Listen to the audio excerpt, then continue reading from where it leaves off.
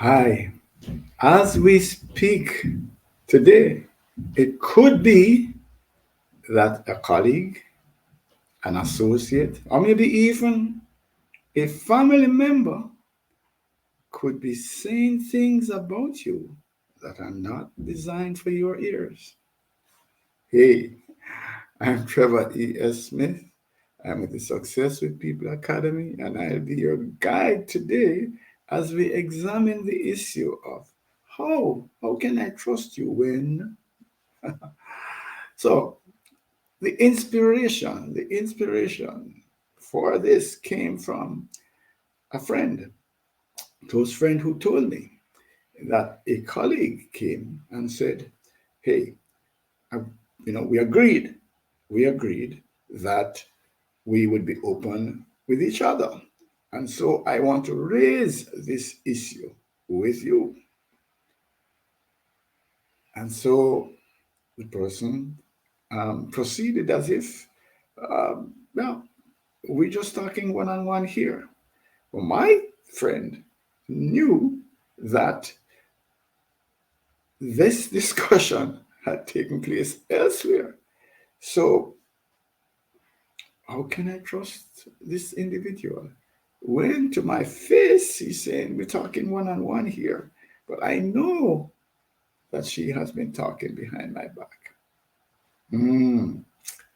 So, that's what we want to look at today is this question, you know, but I'm getting ahead of myself. Let's look at the context. So I'm going to share the context. I've given you some background leading to it already, but then we want to also look at now why. Why do people talk behind our backs? And then we want to look at some solutions. How can we fix this situation?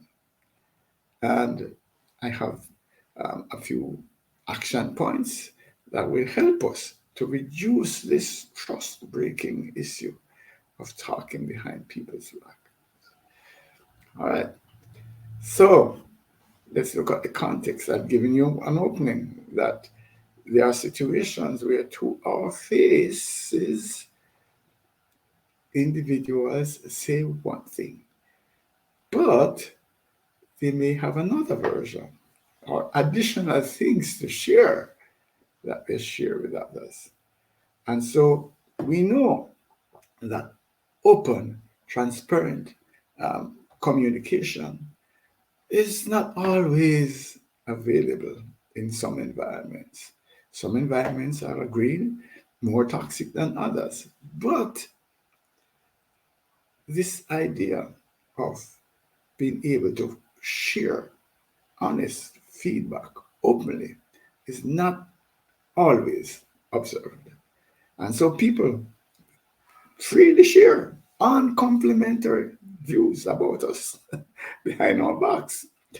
And frankly, those um, comments are not necessarily designed to build us up and to help us with our growth. Mm. So I don't know if you can identify with any of what I'm sharing here today. Um, or maybe you are just blessed to be in a high trust environment. So we know that trust is um, essential for healthy team dynamics. We also know that many of us still, despite the fact that we know that trust is important for us to maximize the outcome and to have a good healthy and operating environment, we still step out and do things that could breach the trust, like speaking behind the backs of our colleagues. So why do we risk breaching the trust when we know that it has this level of negative impact? Why is it? Let's examine some of that. I think the first reason, or one reason, why we talk behind backs of others, or why people do it. So let us not say we then. Why people talk behind our backs is that they feel they can get away with it. They feel they can get away with it. So I go to my close friend and I say, hey, this is what's happening to Jackie or John or Joe. And of course, my friend knows that this is confidential. My friend knows that this is not something that you go back and tell Jackie that I told you about her. And so we feel comfortable. We feel comfortable. As a matter of fact, what happens then is that if there's an instance in which I tell my friend something about a Jackie and um, she goes back or he goes back and tells Jackie, then that is the last time that friend gets any of my nice, juicy bits of information because that friend is no longer trustworthy. However, as it says here, spoiler alert, in high trust environments, individuals are alerted. So when you come to me in a high trust environment and you tell me something about Susie, I am going to let you know that that's not how we operate here. You need to go and talk to Susie directly. Failing that, I'm going to report to Susie what you have said to me. So before you continue, let us understand the parameters. Either you go to Susie directly, or if you continue to share with me, I'm going to let Susie know what I heard and who I heard it from. Is that clear? So that's the first one. We just don't feel we can get caught because not all of us operate in high trust environments. A lot of people operate in toxic environments, in which case it is okay to share information on complementary information behind the backs of others. So the other one would be our socialization.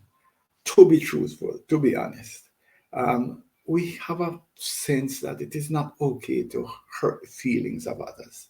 So we're sensitive to hurting others. Yeah, most of us anyway. And so we feel the need then to refrain from saying things that might hurt their feelings. So that's part of the overriding things. We're not so comfortable sharing. Um, and so that might actually be at the root of some degree of dissimulation, where, well, to be more accurate, what it is that we actually choose to live a lie rather than risk conflict. So we will smile and we will say things and we will avoid addressing an issue that is really a problem for us because we are afraid that it might hurt the person's feeling and we don't want to get into conflict. I wrote an article, maybe you could find it in cyberspace, that speaks of why is it so hard to tell the truth?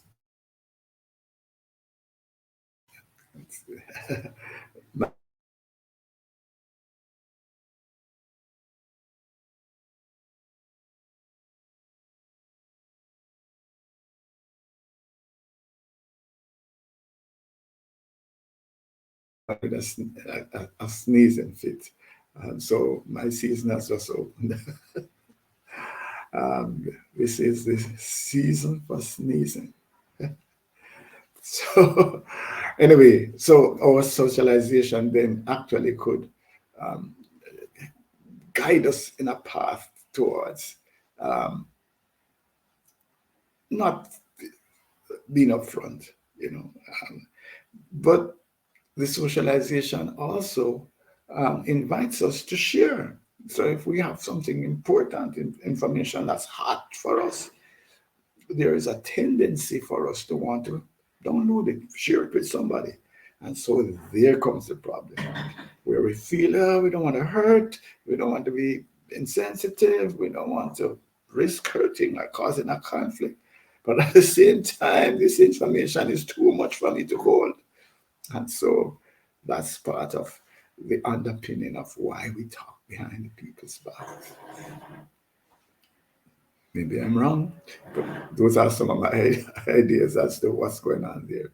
And then just generally, I call this mischief because it covers over a ton of behavioral sins. It could just be, I'm jealous of this individual. I just don't like them because of their gender, their race, the fact that they got a promotion and I didn't get. Um, how could they be so successful when they're so young? Oh, please, old people, you know, shouldn't be, holding on to this. But any kind of thing could be um, a reason for us to start to say uncomplimentary things behind people's backs. And as I said, what is being shared is not designed to put the individual in a good light. But key, and we can see it in social media, we can see it in this fake news, is that negative comments seem to have bad news, seem to travel faster and and get far greater attention. And so we don't look to say, here is something wonderful about Trevor, let me share it. Yeah, but if something goes wrong, there's a flaw, there's a downside to what's happening with him, then yeah, sure, let's share it. And of course, we have ready listeners for the bad news, not necessarily for the healthy, uplifting information. So those are some of the reasons. But let us look at solutions because that's what we like to do in these live casts is to look at issues and to see how we can address them, make life better. That's what it is. Improve how we navigate through life. That's my goal. So one of the things is to break the cycle. Just understand one thing by the way, that those lips, that tongue that is coming to tell you something about Trevor is not long, or maybe it's just coming from saying something about you, saying something about you. So understand that when you participate in this, you might very well be in the mix as well. So my suggestion is break the cycle. Direct them to give feedback to the ears that should be hearing what it is that they have to share. If it is something uplifting, if it's something positive, then go and talk to the person. Or if it will be helpful, it could be that there is a gap, there is some performance gap, or there is some flaw. Go and talk to the individual so that it can help them. And so what we're saying is reduce the outlet for negative news carrying. That's where it is. And support then the concept of sharing constructive developmental feedback that is presented to the target individual. That's what we should be looking at. How can we promote the idea that giving and receiving constructive developmental feedback is healthy for the individual and for the organization, and encourage that? That's the first step. The other one would be some coaching. Some people might have been in a toxic environment for a long time where it is the norm to share information. And we are suggesting then that you could actually set up sessions where we discuss it, have the team meet, and so on. I'm actually, and I need to put a disclosure here that yes, we are involved in doing that kind of work with teams. And I'm just saying that there's great value in having someone from outside, yes, facilitate a session during which the team goes through issues like this. They hear the issues, they look at the challenges, and look at strategies then for moving the process forward.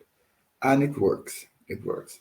I'm going to give you a deeper version of that. But the whole idea is that don't just assume that people know that they are not supposed to speak. Well, they know, but that how can we discourage them then from cheering behind the back? That's a task, and it is useful then to have direct sessions dealing with it. The other thing is, of course, to be the example. Be the example of what, though? I'm suggesting that if more of us made ourselves available for receiving feedback, then people might feel more comfortable coming to us. What happens is that sometimes we are so sensitive that people know that we will not accept any kind of constructive feedback or any kind of feedback at all. And so that's where the challenge is. If we can be the example of someone who's open, come. As a matter of fact, not only will I accept it, but I'm seeking it. I'm actively seeking. So, for example, I want to model this now. I would say, please send me an email to say what you found with respect to this live cast. How can I improve it?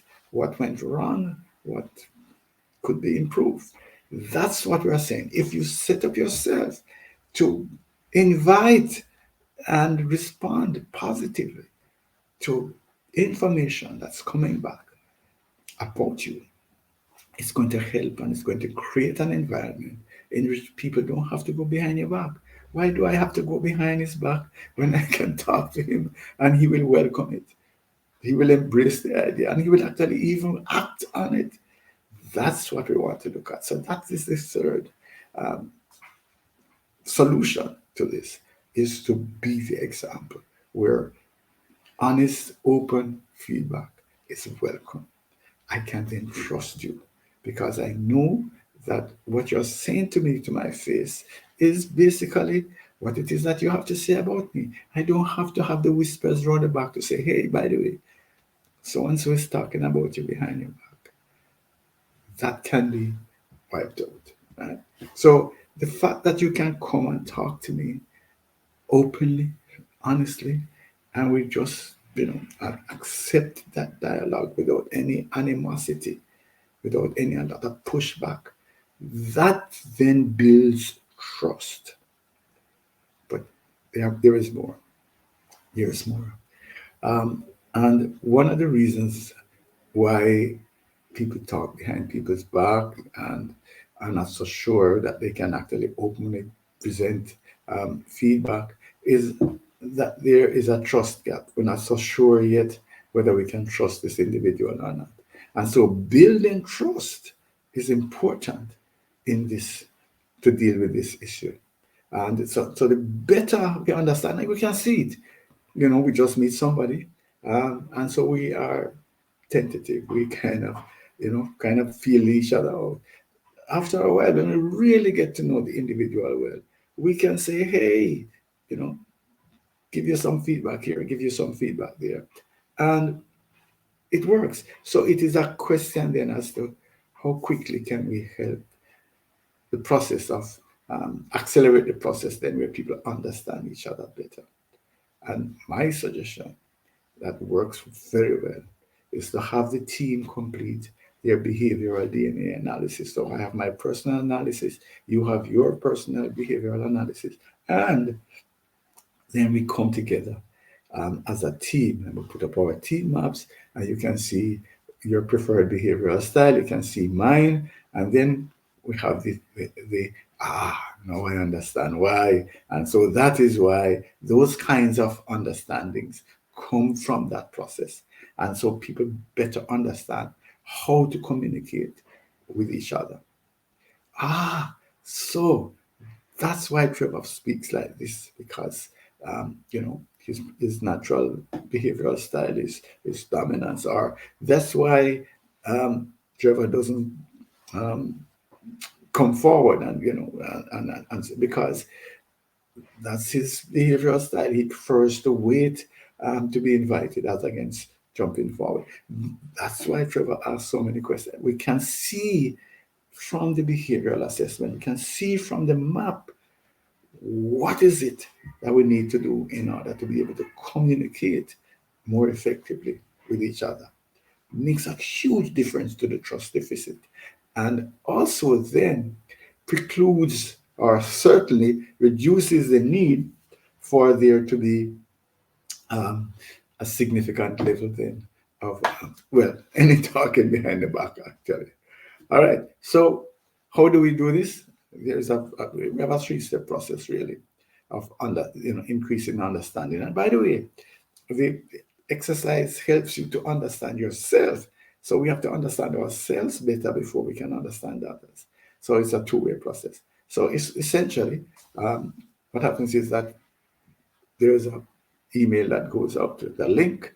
The team members take 7 to 10 minutes complete the extended behavioral DNA questionnaire, and then we create at the back, individual and team reports. And then we have the fancy session that I talked about, where online we get together on Zoom, and we talk. We discuss the issues, debriefing. What does it mean? What does your behavioral style mean? What does mine mean? How do we communicate better then from where we are? And we then have practical steps towards creating a transparent, high trust environment so people understand themselves better. They're not imagining things based on how communication takes place. I'm just suggesting that if we want to address this issue, a solid way to get across is to build trust. And one of the best ways to build trust is to have people understand the behavioral preferences of each other. Let's have an exploratory conversation. Here we go. So we can go to meetings.hubspot.com/Trevor-Smith4. Meetings.hubspot.com // Trevor Smith 4, or just send us an email at info@successwithpeople.org, and we'll move the process forward.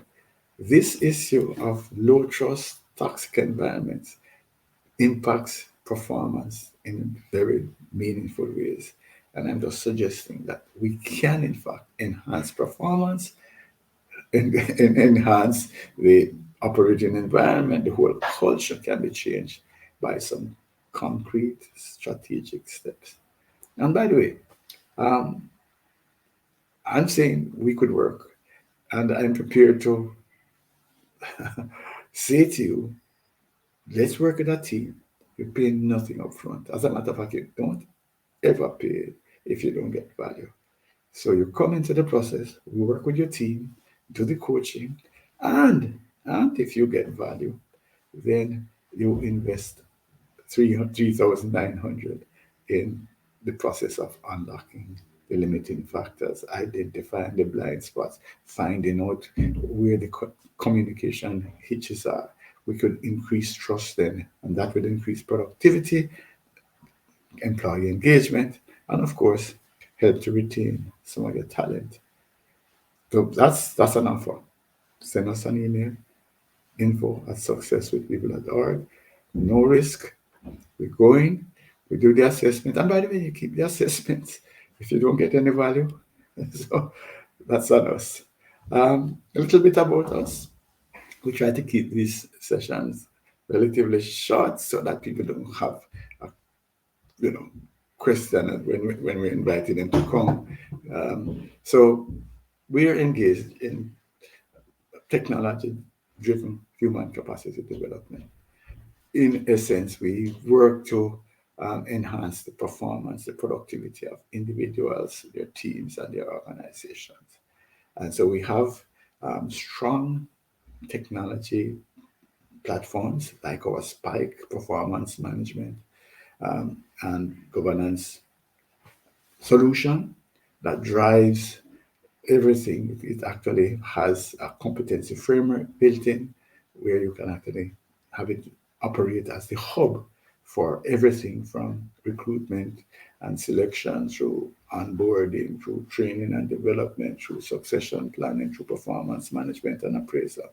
So that's something that we would like to have a conversation about. But of course, you could see from this that we are also um, franchise owners of extended discount things, and so we help the teams to or organizations to select better so that we avoid bad hires with our behavioral assessments.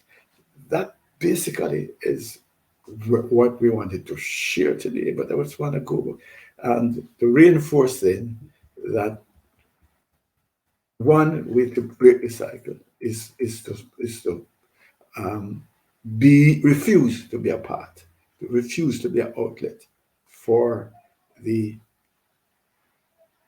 uncomplimentary comments that have been shopped around. Bear in mind that you are also a target. All right. So invite the person to go to the source. Right? Go to the person who needs to hear it. The other one would be to coach, help people, and have these sessions. Have a discount, this a sit down where we say, okay, fine, this happens. Does it need to happen? Is this healthy? Is this damaging? Right? Those are some of the discussions that we need to have, and what can we do about it?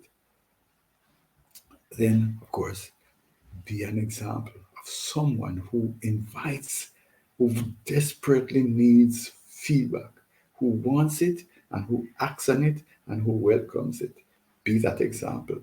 In which case, oh, really and truly, somebody would really have to be out of it to still want to go behind your back to talk about it. When you are saying, why not just tell me up front? I'm open, I'm willing, I'm here for you. Right?